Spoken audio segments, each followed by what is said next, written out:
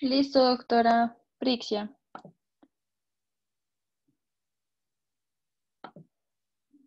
Bueno, entonces, espero que todos ya hayan escuchado lo anterior. Entonces, vamos a iniciar con la historia de las pandemias.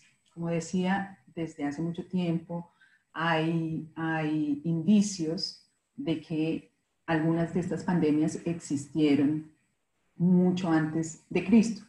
Sin embargo, podemos notar que la gran por la cantidad de personas que han migrado, que han desplazado, que se han reproducido, que han colonizado, que han invadido territorios, ¿no? Nosotros como médicos veterinarios somos muy importantes en este tipo de enfermedades. ¿Por qué? Porque muchas de ellas son enfermedades que han sido transmitidas de animales a humanos y en algunos casos de humanos hacia animales, ¿no? Y todo esto se ha debido justamente a la expansión, a la migración por todo el mundo, ¿no? Vemos que, digamos, aquí en nuestra foto, vemos la plaga, la primera plaga que fue de Yersinia pestis, la Yersinia pestis antes se creía que era por los animales o porque eran hechizos o eran maldiciones y demás, ¿no? Pero en realidad, después de mucho tiempo, se dieron cuenta que eran las ratas negras y transmitida por pulgas de las ratas negras, ¿no? En ese tiempo mató más o menos 5 millones de personas, igual la plaga Justiniana, donde murieron de 30 a 50 millones de personas, más o menos en 1347 a 1351, más o menos 4 años de una pandemia que fue la plaga bubónica, donde más o menos fallecieron 200 millones de personas. También ha sido la viruela, más o menos en 1520, también más o menos como 56 millones de personas murieron. Y que tenemos memoria nosotros, los que estamos en este momento en el planeta, pues han venido otro tipo de pandemias, como la gripe española, donde más o menos fallecieron de 40 a 50 millones de personas. Más recientemente, la pandemia del VIH-Sida, que desde que empezó en 1981 hasta hoy, más o menos de 25 a 35 millones de personas han fallecido. Y ahora el MERS, el SARS, la peste porcina y el coronavirus o COVID-19, ¿no? También se dio el cólera también transmitido por bacterias, el vibrio cólera, y la gripe porcina transmitida por cerdos, como bien lo dice.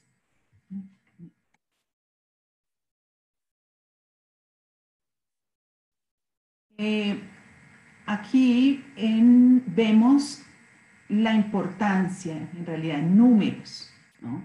Vemos la muerte negra o la plaga bubónica, que más o menos fallecieron 200 millones de personas, la viruela, la gripe española, la plaga también por Yersinia pestis, VIH, y llegamos a nuestra pandemia, la que tenemos ahora, que más o menos 185, más o menos 185,000 personas han fallecido. Entonces vamos comparando el nivel de pandemia y el nivel que han tenido las anteriores. Ahora, nosotros solo llevamos más o menos desde mediados de diciembre, digamos que en principio de enero hasta hoy. Llevamos muy poco tiempo. Generalmente estas pandemias han durado años, ¿no? No muchísimo tiempo, pero sí han durado tiempos específicos, ¿no?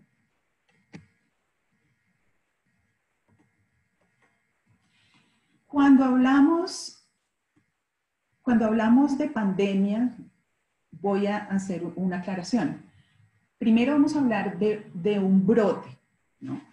El brote generalmente es un punto específico, como podemos ver aquí en la diapositiva. Esto ocurrió en Wuhan.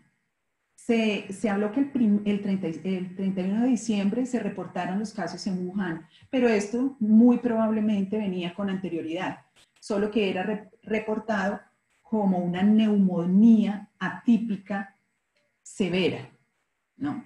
Entonces, ya después de hacer estudios, dijeron, no, esta enfermedad, o sea, está muy contagiosa, nos está afectando, esto se llamaría un brote. Al principio empezó con un brote en Wuhan de esta neumonía. Posteriormente, vemos aquí abajo, se esparció ya por Taiwán, por Tailandia, Singapur, Japón, Corea, y ya se volvió ahí una epidemia localizada en Asia. Pero ya cuando se fue para allá todo el mundo, para todos los continentes, como podemos ver aquí en el lado derecho, ya se considera una pandemia. Bueno, siguiente. Cuando en enero 20, más o menos 4 países ya habían diagnosticado el COVID-19. En febrero 15 estaban 28 países. En marzo 1 ya habían 66 países que habían reportado COVID-19. En Brasil llegó el 26 de febrero. En marzo 11, la Organización Mundial de la Salud declaró como una pandemia y ya habían 114 países que habían reportado el COVID-19. Para marzo 20 ya hay 165 casos, ¿no? Ahora, es importante, tenemos una oleada gigante de muchísima información, pero hay que entender y hay que tratar de entender un poco los números, ¿no? Si nos vamos para los números de hoy, vamos a ver, me dicen si pueden ver bueno, si pueden ver, me dicen, bueno, si nos vamos para los números, ¿no? Si nos vamos aquí para los números, ustedes pueden entrar a diferentes páginas. Esta es una de las páginas que a mí me gustan más, que la que más me gusta, donde en realidad se ven enfocados los números, se ven enfocados los casos. Y si nos vamos acá, nos damos cuenta que Estados Unidos es el país que tiene más nuevos casos, más casos en total, ¿no? Ahora, vamos a ver algo muy importante que es el número o el total de casos por millón de personas, el número de muertes por millón de personas y algo que es muy importante y es el número de tests por millón de personas, ¿no? ¿Esto qué nos quiere decir? El número de tests por millón de personas. Nos quiere decir que entre más tests haya, es más confiable la información que vamos a ver. Entre menos tests haya, significa que esa información está bien sesgada. Ahora, ningún país está, bueno, de los grandes países, de estos países que están entre los 12 primeros, no están haciendo suficiente tests. Hay otros países que sí, hay islas extremadamente pequeñas que sí han hecho una gran cantidad de tests y han revisado, han testeado una grande parte de la población, ¿no? Bueno, cuando vemos, por ejemplo, el caso de Brasil, que es donde yo vivo, el caso de Estados Unidos también es bien importante, el caso de España e Italia. Colombia y otros no los voy a mencionar mucho porque son mucho, o sea, tienen mucho menos número de casos reportados. Sin embargo, hay diferentes partes para recalcar aquí. Y es que, por ejemplo, Brasil, vamos a ver, comparado con otros países que tienen unos números de casos muy altos, vamos a compararlo, por ejemplo, con Italia, ¿no? Italia es un país pequeño comparado con Brasil o comparado con Estados Unidos. Y aquí podemos ver que Brasil tiene solamente por millón de personas 1.373 tests, mientras que en Italia o en España o en Estados Unidos, inclusive en el Reino Unido, son muchos más tests. Entonces, ¿qué es lo que nos va a decir? Que las medidas que vayamos a tomar en Brasil puede que no vayan a ser muy estructuradas o correctamente estructuradas debido a la escasez de datos que tenemos. También tenemos que ver que las cifras, es muy diferente comparar el número de casos de Estados Unidos con el número de casos con un país pequeño, di tú Ecuador, ¿no? O España y Ecuador. Son países bien muy pequeños, otros son muy grandes, es decir, Estados Unidos comparado con Ecuador puede que tenga muchísimo más Estados Unidos, pero el área de Estados Unidos es muy grande. Hay países que, dependiendo su población y su territorio geográfico, están haciendo tests. De los países que más están haciendo tests es Israel, Portugal, Noruega. Los países que más están registrando muertes por millón, todo esto se puede cambiar. O sea, dependiendo como uno quiere, por ejemplo, los tests, cuáles son los países que están haciendo más tests. Como había dicho anteriormente, generalmente los que han hecho más tests son países pequeños, son islas, pero de los países grandes y los países continentales, pues Portugal y España, Israel, Italia y Francia son los que más hacen test.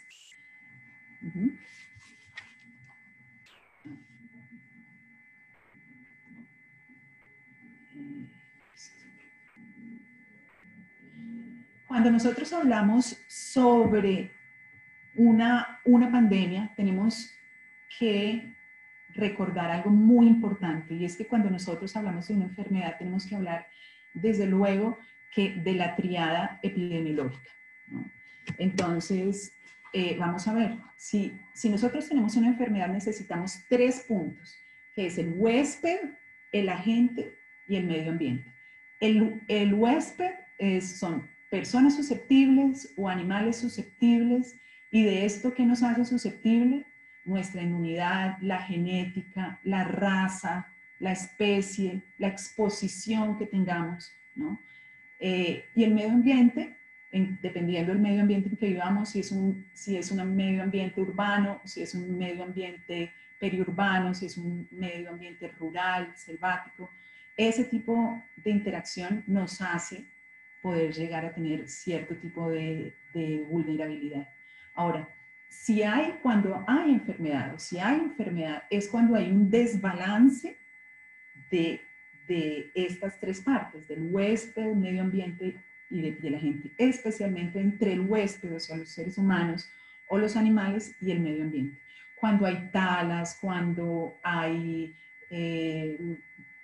viajamos, cuando cultivamos, cuando tenemos cultivos extensivos y invadimos los hábitats, ahí va a haber un desbalance. Siempre vamos a tener agentes, como en este caso vamos aquí, el virus, pueden ser bacterias, pueden ser parásitos, pueden ser hongos, y los virus pueden estar en el agua, pueden estar en el aire, pueden estar lo mismo en el agua, en el aire, en el suelo, lo mismo las bacterias, los parásitos, lo mismo pueden ser los podemos nosotros tener, o los animales los pueden tener y transmitirlos hacia nosotros en transmisión directa o con algún medio de vector. Hay otros vectores que si este desbalance continúa, o sea, el objetivo de la gente, en este caso sería el COVID-19, el virus necesita un desbalance ambiental para poder llegar hacia nosotros. Otro tipo de enfermedades, por ejemplo, dengue, ¿no? Necesita, es un virus y necesita, no llega directamente, a menos de que sea una transfusión de sangre y demás, pero no puede de otra forma llegar hacia las personas e infectarles. Así que necesita artrópodos, en este caso sería un insecto del Aedes aegypti, para poder llegar. Pero la gente lo que quiere es un cuerpo vivo para atacar, y generalmente no quieren matar a su huésped, ¿no? Quieren vivir en él y reproducirse y llegar y sobrevivir. Ese es el punto importante de las bacterias, de los virus, de los parásitos y en general, ¿no? Cuando hay un desbalance entre el huésped y el medio ambiente, nosotros podemos encontrarnos con ambientes inhóspitos, con ambientes que nunca habíamos tenido un conocimiento inmunológico, y ahí pueden llegar las enfermedades. Nuestro enfoque es una salud, ¿no? O One Health. ¿Y por qué? Porque, como había nombrado anteriormente, para nosotros tener una enfermedad necesitamos diferentes aspectos, diferentes partes del medio ambiente, de nosotros mismos, de los parásitos que están allá afuera, para poder entrar en nosotros. Así que One Health, o una salud, significa el trabajo que hacemos los médicos veterinarios, los médicos humanos, para tener bienestar y equilibrio. Ahora, cuando hablamos de One Health, hablamos de algo multifacético, también de muchas carreras, ¿no? Y diferentes profesiones.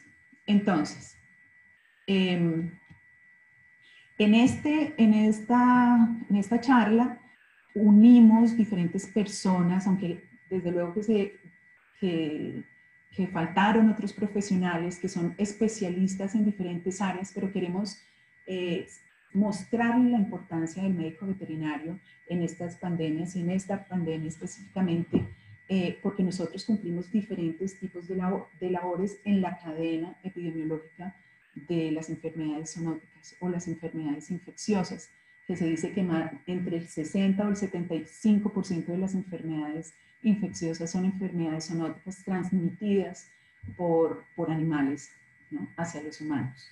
Entonces, vamos a hablar con un grupo de especialistas. Vamos a hablar con la doctora Alejandra Baudena, que ella va a hablar sobre el diagnósticos en general. Las últimas pandemias han sido coronavirus, entonces ella se va a enfocar con esta hacia los coronavirus. Va a hablar sobre el PCR en tiempo real. Va a hablar algunos casos que se han presentado con el diagnóstico de esta enfermedad, porque hay muchas personas que están diciendo, tanto aquí en Brasil, en Colombia y demás, bueno, ¿por qué no hacen un diagnóstico para todo el mundo? Necesitamos métodos diagnósticos, pero ella nos va a explicar. Hay muchos de los reactivos, muchos de los primers que no se encuentran. Estamos en una pandemia y todo el mundo necesita esos químicos, necesita los primers, y está casi en una guerra de producción y quién la obtiene primero. Ahora, hay dos partes que son súper importantes que ella las va a explicar, y los invito a todos ustedes después de mi charla. Va a explicar cuál es la diferencia de los métodos diagnósticos, porque hay unos métodos diagnósticos específicos para el virus y otros métodos diagnósticos que significan que miden las inmunoglobulinas, que sería para nosotros nuestro sistema de defensa. Entonces, una cosa es decir, bueno, tengo coronavirus, en el PCR de tiempo real salí positiva, y entonces me hicieron después, a los 20 o un mes, me hicieron otro test y salí positiva. Entonces hay personas que tienen esa duda en este momento, y esa duda se la puede aclarar la doctora Baudena, porque es diferente hacer el test para el virus a un test de inmunoglobulinas, que significa la respuesta del cuerpo. Hay otro tipo de diagnósticos que han utilizado son diagnósticos por imágenes que se han utilizado en China, que inclusive han sido mucho más rápidos que los diagnósticos por laboratorio.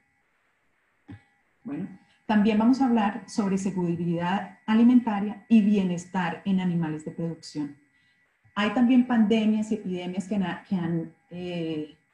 que han azotado al mundo justamente por animales de producción, ¿no? Animales que están en hacinamiento, que no se pueden mover, que tienen estrés constante porque no se pueden mover, porque la temperatura está muy baja o porque la temperatura está muy alta, y todos ellos se pueden afectar muy fácilmente. Cuando hay animales en confinamiento, sin el medio ambiente que ellos requieren, siempre van a tener el sistema inmune bajo, y de ahí es un potencializador para las pandemias. Y él también hablará sobre seguridad alimentaria en diferentes aspectos, porque para las pandemias es algo extremadamente importante, esa seguridad alimentaria. Una de las partes que se ha hablado muchísimo es sobre los animales silvestres, el medio ambiente y la importancia de las pandemias, y por eso tenemos a la doctora Claudia Brieva, que ella es especialista en el caso, nos va a hablar sobre todo de los animales que se han nombrado, en este caso que serían los pangolines, los murciélagos en general. Mañana vamos a estar hablando otra parte un poco menos teórica, y es sobre el bienestar animal, ¿no? Vamos a tener al doctor Leopoldo Stoll. Él va a hablar sobre una salud o One Health, salud, bienestar y animal, y el vínculo de esto con el COVID-19, ¿no? El bienestar animal, el cómo yo hablaba anteriormente de estas pandemias, por ejemplo, la gripe porcina, la gripe aviar, fiebre porcina, gripe aviar, la vaca loca, ¿no? Todos este tipo de enfermedades empiezan en el confinamiento, en el estrés, en la malnutrición, o sea, como nosotros también nos estamos portando, como nosotros mismos estamos en confinamientos, a veces en oficinas grandes, con harto estrés, con muchísima gente junta, eso también hace que haya una enfermedad. Lo mismo pasa en los animales, y ellos, al igual que nosotros, merecen un bienestar. Y esto va a hablar el doctor Leopoldo. Va a hablar nuestra querida colega doctora Olga Lucía Quintero sobre medicina integrativa. Olga va a hablar sobre la asociación de tratamientos convencionales con terapias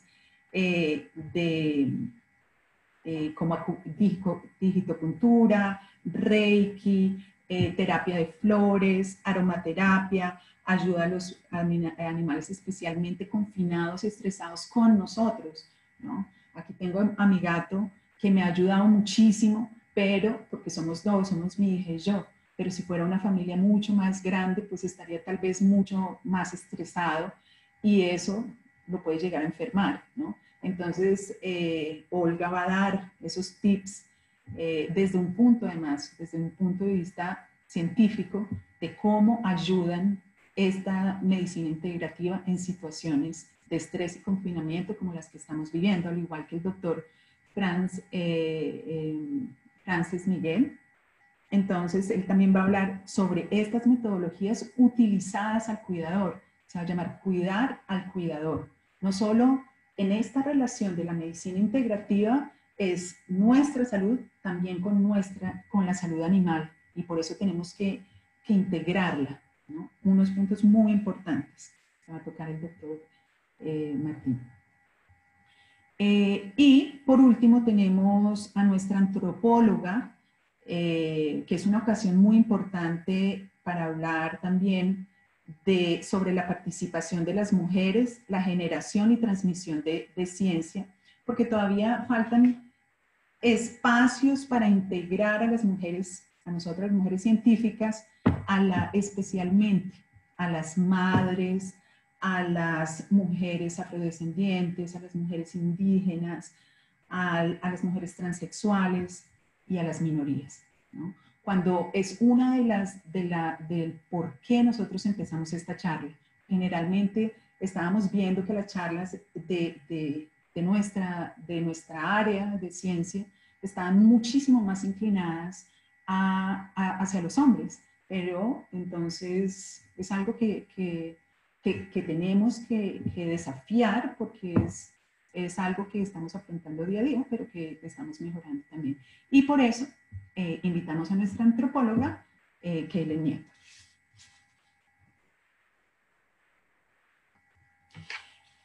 Cuando vamos a hablar de síntomas, es una cosa que también todo el mundo ha pensado, bueno, los síntomas, a mí, por ejemplo, un día salí, me demoré muchísimo, me demoré como 4 horas, se supone que no podía salir, pero necesitaba adquirir unas medicinas y llegué sintiéndome tan mal que me sentía que tenía el COVID-19 psicológico, ¿no? Entonces, es importante primero calmar nuestra mente, no dejar que se nos llene de estrés, de tanta información, porque esa oleada de información no la hemos podido digerir, es cada día, cada minuto, más y más y más y más y más información hasta que uno termina creyéndose que se le subió la temperatura, que qué es lo que me está pasando. Entonces la mejor forma es ir a lugares donde sabemos que van a encontrar cosas que nos pueden decir una información confiable. Por ejemplo, la Organización Mundial de la Salud, Organización Panamericana de la Salud, puede ser la CDC, que también tiene información en español, y también, por supuesto, el Ministerio de Salud o Secretarías de Salud de cada país. Aquí en Brasil se envían por WhatsApp o se envían por Instagram o cualquiera de las redes todos los días información sobre los síntomas que son cansancio, que son fiebre, para también diferenciar entre lo que es el coronavirus o un resfriado o una gripe, ¿no? También se indican, bueno, si está más o menos, si están estos, como podemos ver aquí, los síntomas, más o menos, ya puede pasar a la siguiente etapa, a la siguiente fase, que sería contactar al Ministerio de Salud o a una línea específica telefónica para saber a qué centro de salud se puede dirigir. Hay otros síntomas también que sean relacionados a problemas de piel, pero además acordémonos que cuando tenemos un estrés empezamos a somatizar y puede que vayan a haber alergias, puede haber otro tipo de sintomatología que la podemos confundir, ¿no? Por eso hay que estar siempre muy calmados, saber qué puede hacer en caso de que algo vaya a pasar. Tenemos que tener listas la situación. Bueno, ¿a dónde me voy a dirigir? ¿A dónde voy a llamar? ¿Voy a tener comida para mis animales? ¿Con quién podría dejar mis animales? Y tener una red de apoyo, ¿no? Y una cosa muy importante que también va a tratar la medicina integrativa mañana es el cuidado de nuestra salud mental, ¿no? Porque este no es el momento para nosotros tener más problemas, más enfermedades, porque las unidades de salud están en su tope y además por riesgo de contaminación, ¿no? Entonces, una de las cosas es cuidado y salud mental.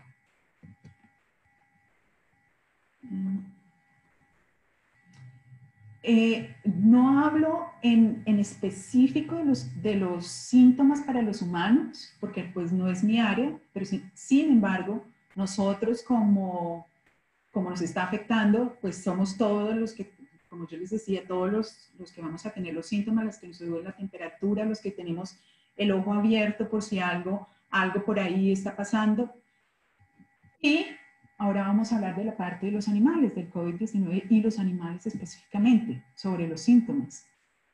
No se ha comprobado, en realidad, ¿Cuáles son los animales que nos han transmitido el COVID-19?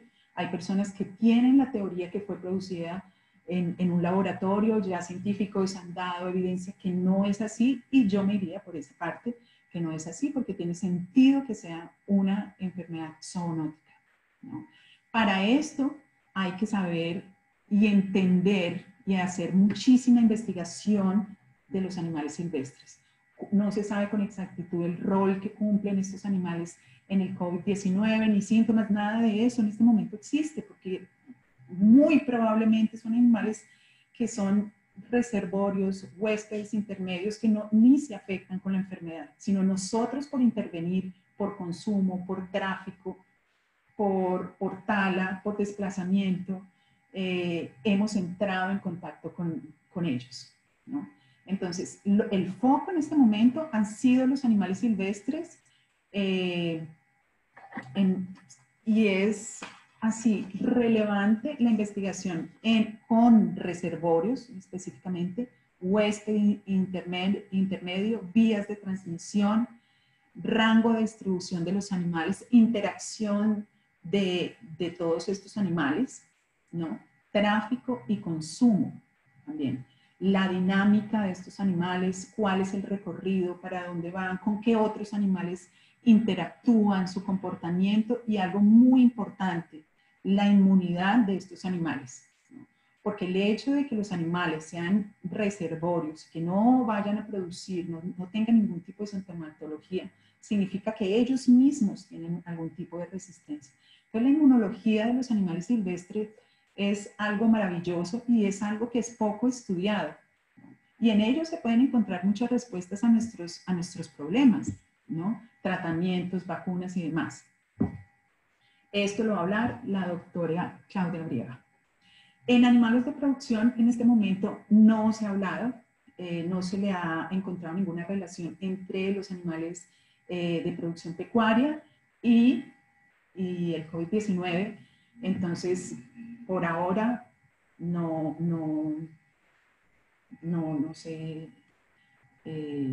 se habla de esta parte. Sin embargo, los estudios tienen que continuar, ¿no? El caso, como lo comenté anteriormente, han habido otros coronavirus que se presentaron, inclusive, además, fuera de los coronavirus, también la parte del ébola, ¿no? En el ébola se encontraron animales que era como la parte selvática, se presentaron animales en reservorio, huéspedes intermedios, los murciélagos, algunos chimpancés, algunos antílopes para la presencia del ébola. También, o sea, enfermedades zoonóticas y, por ejemplo, para el MERS. El MERS, también pandemia, o el síndrome respiratorio del Medio Oeste, fueron también uno de los, el transmisor fueron unos dromedarios, se relacionó con dromedarios. Entonces, estudiar pangolín, estudiar murciélago, estudiar la fauna silvestre, la investigación específica en esta parte nos podría sacar de muchísimas dudas y nos podría ayudar muchísimo en el control de las enfermedades y prevención de las enfermedades.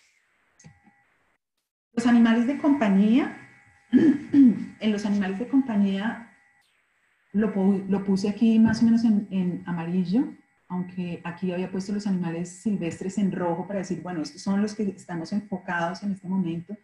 Se dice que es una zoonosis, las pruebas nos están indicando que es una zoonosis por animales silvestres, como les dije, animales verde, o sea, tranquilo hasta ahora los animales de producción. Y los animales de compañía los dejo en amarillo, ¿por qué? Porque se han encontrado animales positivos, un felino en Hong Kong, un felino en Bélgica, 2 en Estados Unidos, un tigre en Nueva York y 2 perros en Hong Kong. Estos animales se han relacionado, han estado en relación muy cercana con personas que han tenido el COVID-19. Entonces, estos animales o no presentan síntomas o presentan síntomas leves. Entonces, lo que hasta hoy se indica es que es una antropozoonosis, o sea, que nosotros le podemos pasar esta enfermedad a los animales.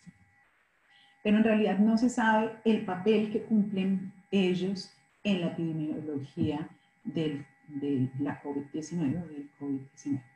Bueno. Ahora, para esto hay que tener es una recomendación para los veterinarios, pero también para los cuidadores de cualquier animal, especialmente nuestros animales de compañía, que en la gran mayoría son perros y gatos, ¿no?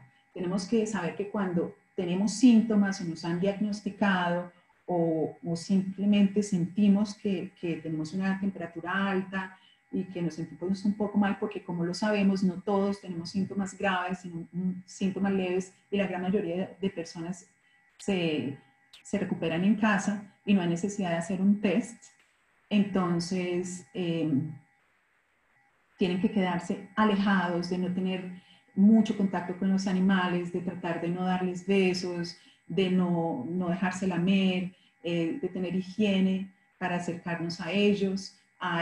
Si somos médicos veterinarios y estamos atendiendo a pacientes donde hay alguien que ha estado enfermo, tenemos que protegernos, no solo por nosotros, sino para no llevar la infección para otros pacientes. Una cosa muy importante, otra cosa muy importante es el distanciamiento, ¿no? Con personas enfermas, otros animales. Hay que mantener, como les decía, el alimento, la arena, todo listo para los animales, y el test en este momento casi que son sagrados para los humanos. Así que nosotros tenemos que estar como médicos veterinarios y como cuidadores de los animales con ojo abierto para saber si ellos están presentando algún tipo de problema, si tienen algún tipo de sintomatología, para evitar esto. El tratamiento se han dicho que tienen 60 diferentes medicamentos que están en investigación, todavía están en ensayos clínicos, pero todavía no se sabe específicamente cuál es. Todavía faltan muchos ensayos para saber si son seguros o no. Bueno, vamos a hablar sobre los más utilizados. Han sido retrovirales para inhibidor del VIH, y sobre todo se ha hablado de la cloroquina o la hidroxicloroquina. Tanto en Colombia como en Brasil, en Estados Unidos, en Francia, lo han nombrado muchísimo, y aunque lo han usado, es algo que todavía no está comprobado científicamente y rigurosamente comprobado que es útil. Han habido casos de gente que ha muerto. En el norte de Brasil utilizaron unas dosis muy altas, entonces todavía no se sabe, puede que haga, puede que no. Además, tenemos que saber que no todas las personas somos iguales, en cuestión que puede que tengamos otras enfermedades secundarias y demás, tenemos infecciones o tenemos otros virus en el momento atacándonos, o tenemos inmunodepresión, inmunosupresión, tenemos resistencia a antibióticos. Entonces todo eso, o sea, depende. Si tenemos problemas cardíacos y parece que la hidroxicloroquina, que ha sido utilizada para malaria, lupus, puede llegar a afectar el corazón. Entonces, dependiendo la dosis, no hay una dosis específica, no hay una frecuencia, entonces hay que tomarlo con muchísimo cuidado. Hay gente aquí que ya ha comprado, porque aquí lo venden, entonces ya han comprado la cloroquina. Entonces, de eso no se trata, no se sabe la dosis, no se sabe con qué periodicidad se debe dar, ¿no?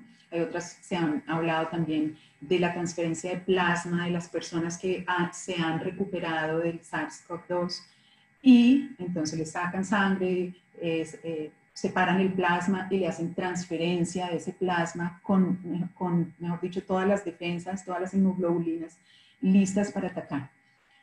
Y el objetivo de un tratamiento es que sea seguro, efectivo, producido a gran escala, bajo costo y acceso para todos. Vamos a ver que eso depende pues de las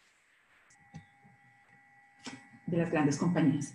La prevención también. Cuando hablamos de prevención nos enfocamos en la vacuna. Todo el mundo está hablando de la vacuna. Hay 115 candidatos, 79 compañías, pero hasta ahora, aquí podemos ver la parte preclínica, que generalmente son en ratas, en macacos rhesus, bueno, y otros mamíferos.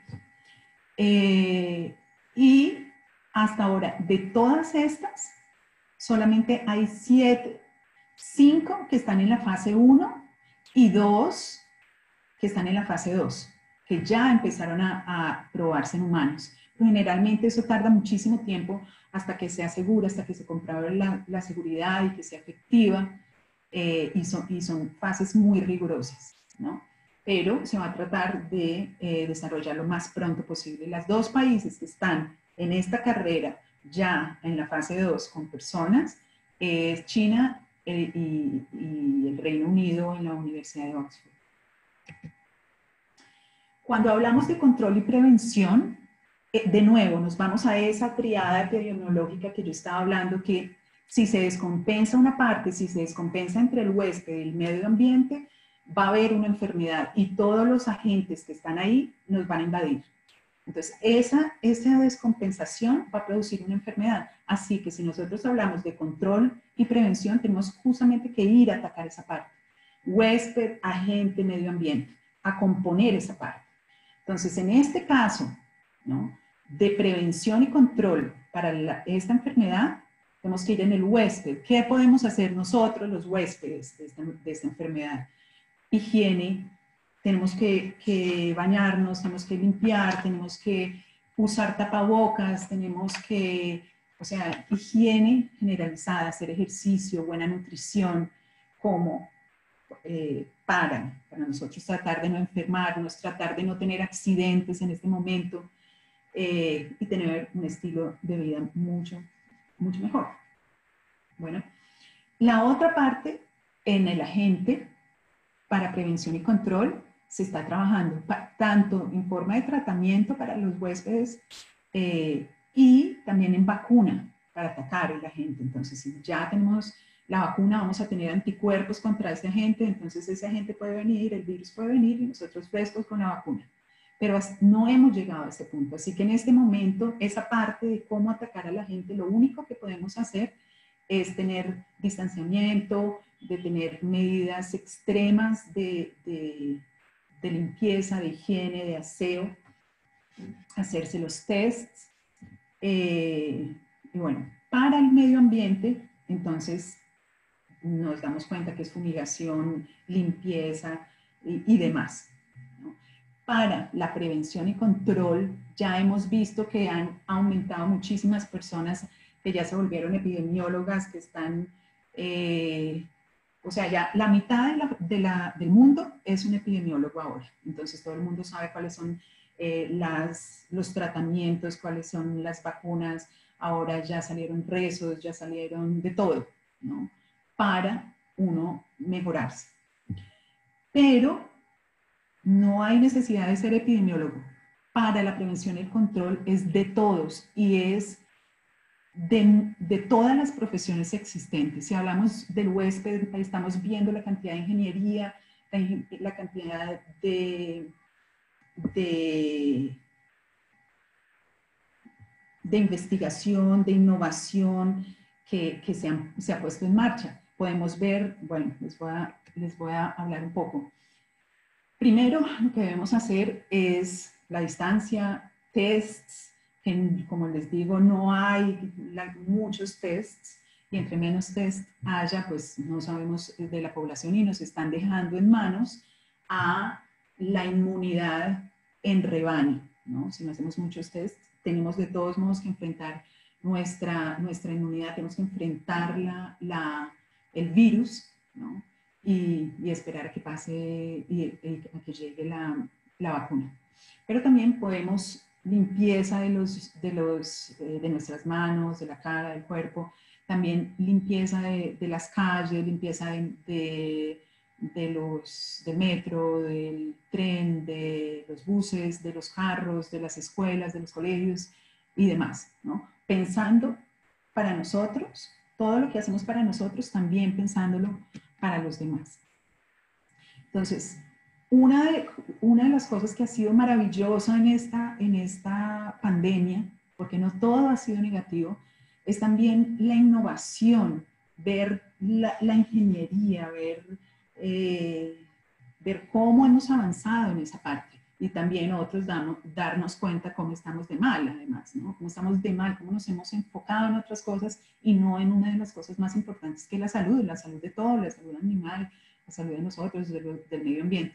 Entonces podemos ver cómo en China, por ejemplo, ya diseñaron robots para llevar la comida a los enfermos, robots para desinfectar, robots para hacer y manipular la comida en los hospitales. Nadie va a tocar nada en ese momento hasta que llega el paciente. Nadie ha tocado, nadie ha manipulado un alimento. Hay robots que están tomando la temperatura, que están escaneando a la persona. Y hasta este policía que le llamaban el Doctor Robocop, que fue en Algeria, si no estoy mal, que también estaba monitoreando la cuarentena, ¿no?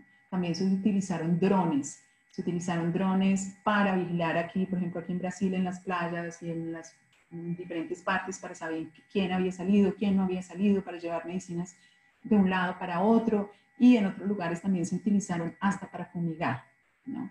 Ahora, un lado súper importante es cómo ha hecho China esta parte del control del COVID-19. Y desde que una persona llega a China es recibido y casi desinfectado por los agentes de migración, todos vestidos, todos encapuchados. Lo hacen firmar a la persona que llega un protocolo, tiene que llenar y un formulario donde dice, bueno, su historia clínica, su historia de viaje, tiene que aplicar para un QR o un código de barras donde usted va a presentarlo a diferentes lugares, si va a ir a un restaurante, si va a ir a un establecimiento público, un establecimiento privado, lo que sea, va a tener que presentar eso. Y esto lo presentan todo, lo podemos ver acá, en cualquier lado se les pide, es como si fuese una cédula, si no la tienen no puede entrar. Y las personas, aquí abajo podemos ver los códigos de barras que tienen en China, ¿no? Estos códigos de barra puede ser verde, que significa, bueno, pueden pasar, pueden transitar; amarillo, que ha estado en contacto indirecto; o el rojo, que ha estado en contacto directo. Esto no va hacia las personas que son positivas o son negativas, van más bien siguiendo la trayectoria de las personas, es enfocada en el rastreo de hacia dónde van las personas, porque puede llegar a haber transmisión, y eso es lo que hay que cortar, la cadena de transmisión. Entonces, en este momento, esos aplicativos no están enfocados en test, que esto sería otra parte, pero sí cortar la cadena de transmisión. Sin embargo, con una tecnología que ellos tienen inmensa, están haciendo el seguimiento de las personas, pero hay muchas personas que esto ha causado controversia a nivel mundial, porque además de todo siguen a las personas, qué hacen, dónde van, cuánto tiempo. Entonces es en un régimen que muchas personas lo han criticado. Pero si, digamos, nos saliéramos de esa parte y viéramos desde un punto de vista, por ejemplo, animal, es generalmente lo que se hace: restringir, separar, inclusive hasta sacrificar en medicina veterinaria. Claro, en este caso no se hace, pero sí se hace con una rigurosidad increíble en China y con unas tecnologías extremadamente increíbles. Por ejemplo, Alibaba tiene su Alibaba Cloud, y tiene un centro de inteligencia artificial donde manejan Big Data y que se llama Medical Brain, aquí lo podemos ver, Medical Brain de Alibaba, del grupo Alibaba, donde ellos hacen diagnósticos de tomografía computarizada que son, pero de un súper avanzados, porque la tomografía que ellos tienen, que ellos hacen, son millones de tomografías anteriores para saber qué es lo normal y qué es lo anormal, y de ahí se pueden guiar. Entonces, es mucho más rápida, es la tomografía computarizada de alta tecnología que ellos están utilizando. Entonces, Alibaba, además de métodos diagnósticos, también está haciendo secuenciación del genoma, monitoreamientos en salud y el medio ambiente. Entonces, todo lo que está aportando China, todo lo que está haciendo China, o sea, nos dejó atrás, o sea, estamos muchísimos años atrasados. Ahora, también se han utilizado diferentes aplicativos. El app en Corea no ha sido restringido como ha sido en China, que ha sido extremadamente estricto, restringido, controlador como de régimen. Pero sí en Corea, por ejemplo, donde los recorridos, donde hay las áreas que se presentan, donde son las áreas que pueden haber más contagiados, vamos a evitar esta parte, vamos a tomar rutas alternativas, dónde hay que ir o dónde hay que no. Otros aplicativos también, que ha sido todo esto positivo en esta pandemia, ha sido también los aplicativos, por ejemplo, que tiene el Ministerio de Salud en Brasil, que ha sido aplicativos informativos, donde usted puede saber sobre los síntomas, las formas de transmisión, mapa de unidades de salud, dónde contactar, tienen todo para su sistema único de salud. Inclusive tienen una lista de noticias falsas. También en el mundo se han utilizado muchísimo las apps y se han descargado muchísimas apps como esta, la que estamos utilizando, para comunicarnos unos con los otros, para trabajar, para dar conferencias, para hablar con los amigos, para los médicos tratar a sus pacientes, para los veterinarios tratar a sus pacientes, para comunicarnos de una región a otra, y todas las cosas que eran urgentes, que tenían que ser personales antes, pues se han limitado a esta parte y se puede llevar. No necesitamos de tener esas tecnologías que tiene China. Bueno, sería ideal, sería maravilloso que tuviéramos toda esa tecnología, pero a veces no la necesitamos. Bueno, perdón, no es que no la necesitemos, sino que si no hay, tenemos que recurrir a otras cosas, ¿no? Y es el caso de las imágenes satelitales, de los datos satelitales. Todos tenemos acceso a datos de imágenes satelitales, ¿no? Por ejemplo, si nosotros vamos a estudiar a Colombia, podemos tener estas imágenes satelitales, podemos ver a Colombia, podemos saber qué regiones están afectadas, podemos entrar hacia Bogotá, por ejemplo, ¿no?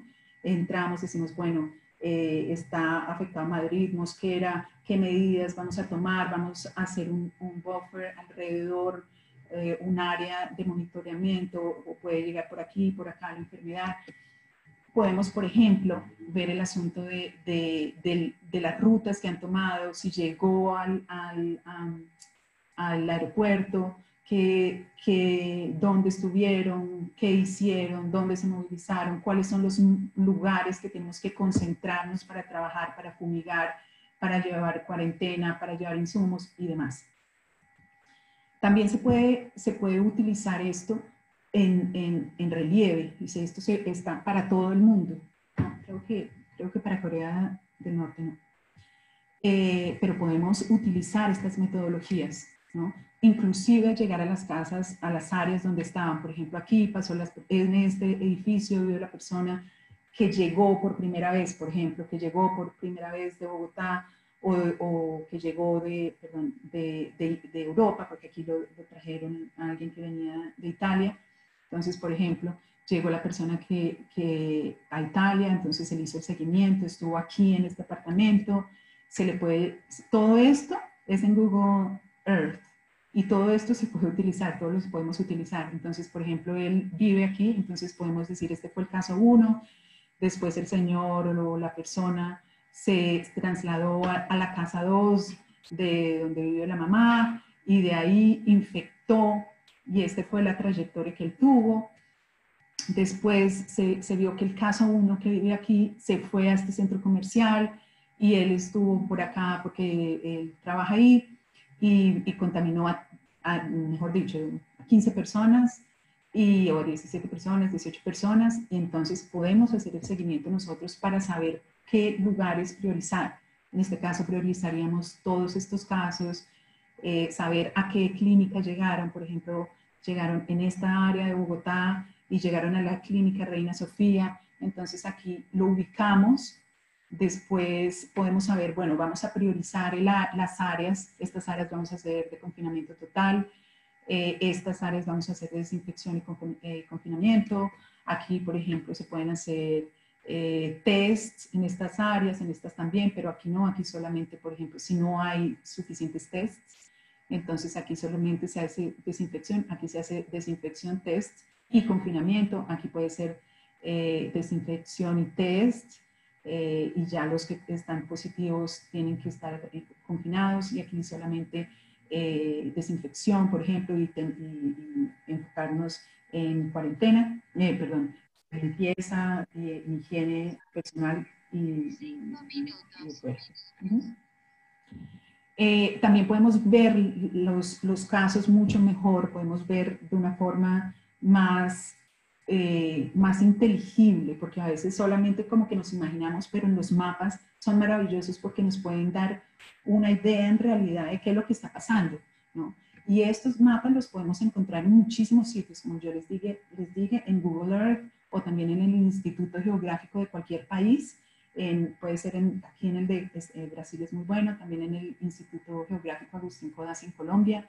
En todos los países hay institutos geográficos donde podemos adquirir imágenes, mapas y demás. También, por supuesto, de la NASA, podemos adquirir estas imágenes y utilizarlas nosotros, o también para este tipo de casos podemos adquirir datos socioeconómicos, en el DANE, en los departamentos administrativos de estadística. ¿Y qué podemos hacer con estos datos? Podemos decir, mira, con estos datos satelitales, con estos datos ambientales, climatológicos, podemos hacer modelos, es decir, como este mapa, por ejemplo, podemos decir, bueno, aquí en el estado de Bahía, en esta área roja, es donde la probabilidad es más alta de que este tipo de enfermedad aparezca. Como yo iba diciendo, para el COVID-19 es muy temprano, pero se pueden ir elaborando. Cada vez que hayan más datos y cada vez que hayan más datos se pueden ir elaborando y adquirir todas estas herramientas que tenemos. Inclusive tengo aquí mi camisa de la NASA respaldando, porque podemos adquirir imágenes gratis de la NASA. También podemos estudiar cualquier tipo de enfermedad para esto. Y una cosa muy interesante también con todo esto que tenemos y podemos hacer es predicciones para el futuro. Aquí yo tengo una predicción que dice para la distribución de dengue en el norte de Ecuador de hace como 5 años al 2050, ¿no? Cómo se iba expandiendo esta enfermedad por el tiempo, por el calentamiento global, por la cantidad de personas y demás, ¿no? Entonces, para finalizar, este problema nos afecta a todos, eso es una pandemia, nos está afectando a todos, pero no a todos de la misma forma, ¿no? Hay personas, y tenemos que, hay personas que están en la pobreza absoluta, que tienen sus necesidades básicas insatisfechas, que no tienen agua, que no tienen luz, que no tienen vivienda, que no tienen una fuente de dinero, de trabajo, no tienen una vivienda digna, ¿no? Todo esto hace que nos afecte, pero inclusive peor, las personas que están en la cárcel, las personas más vulnerables, los ancianos, las personas ancianas que viven solas, los enfermos crónicos, los enfermos que tienen ya inmunodeficiencia o inmunosupresión, adictos, migrantes, desplazados, personal de la salud, ¿no? Y la cuarentena que tenemos ahora es para prepararnos en todos los frentes, como yo les había dicho, tanto en el agente como nosotros, los animales, medio ambiente, las vacunas, todo. Tenemos que prepararnos en todos los frentes para protegernos y proteger a los demás, a todas estas personas que nosotros tenemos internet, estamos viéndolos, pero ellos no. Tenemos que proteger a nuestros empleados, a nuestros negocios, a nuestros amigos, a nuestras familias, a los animales, al medio ambiente, porque tenemos que buscar alternativas, tenemos que reinventarnos, aceptar esta realidad y buscar soluciones sostenibles, porque la salud es una y es de todos. Es una salud, one health, es de todos. Quiero agradecerles a todos ustedes por su presencia. Fue algo muy general, muy superficial, pero tenemos diferentes, como yo les había nombrado, tenemos muchas personas que van a dedicarse a cada una de estas partes más específicamente. Me gustaría, o sea, ahondar en cada uno de los temas, pero por eso tenemos personas muy capacitadas, especialistas en diferentes áreas que van a seguir a continuación después de mí y mañana también. Entonces, todos bienvenidos a continuar en esto y bueno, gracias. Si hay alguna pregunta. Muchísimas gracias, doctora Prixia. Y entonces abrimos sesión de preguntas. Por favor, las preguntas las pueden escribir en el chat y las iremos leyendo en orden de medida. De llegada tenemos 5 minutos de preguntas porque estamos un poco atrasados en la agenda, ¿vale?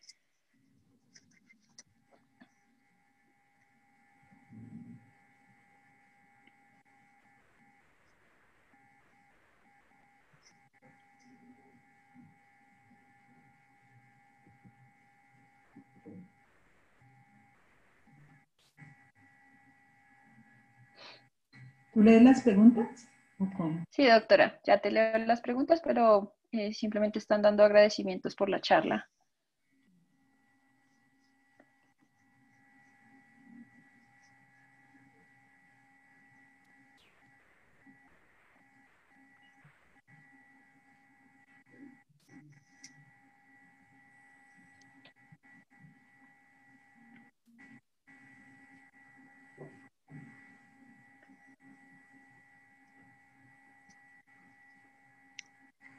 Bueno, Doc, al parecer no hay preguntas.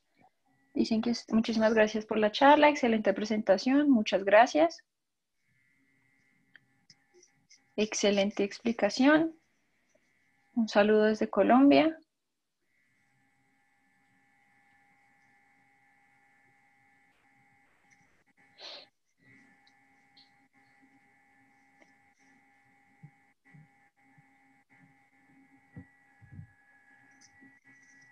Saludos desde Argentina, muchísimas gracias.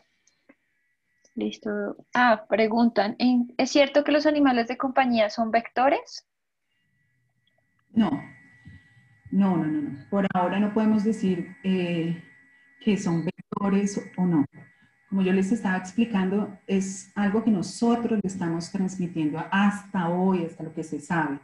Nosotros le estamos transmitiendo probablemente la enfermedad a ellos. Ellos no, hasta ahora no se ha comprobado, no se han hecho estudios, no, que los animales domésticos, gatos y perros, nos transmiten la enfermedad a nosotros. Y eso es muy importante aclararlo, porque esa parte, hay mucha gente que está envenenando animales, que los están dejando en la calle, que los están matando, demás. O sea, todas las barbaridades existentes se han visto por eso, y no es así.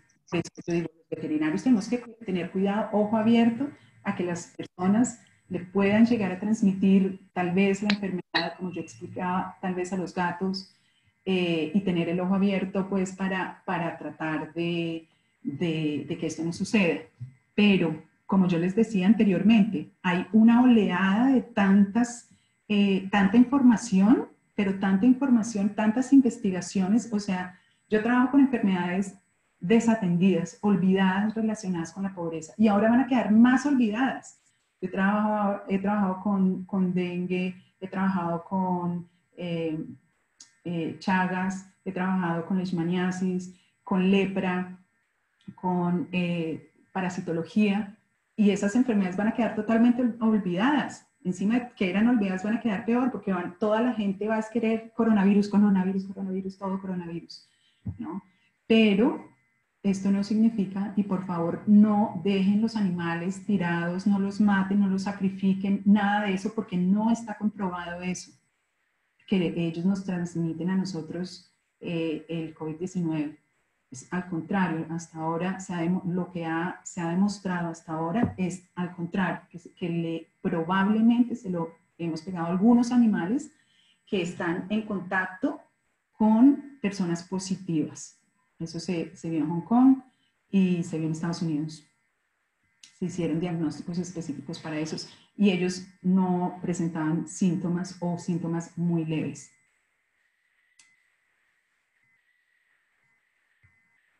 Si hay más preguntas.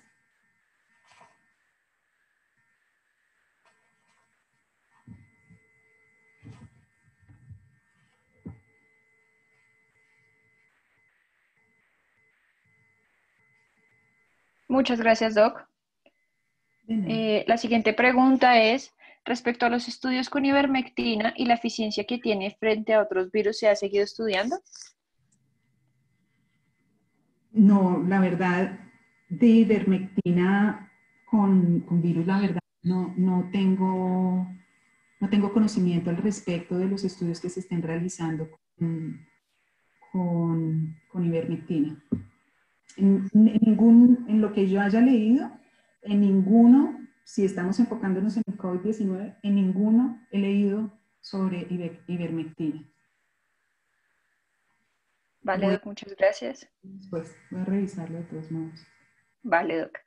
Preguntan, en Italia se ha difundido la noticia de que el COVID-19 está cambiando los protocolos de tratamiento a anticoagulantes más antiinflamatorios. Son muy buenos resultados porque la enfermedad produce trombos.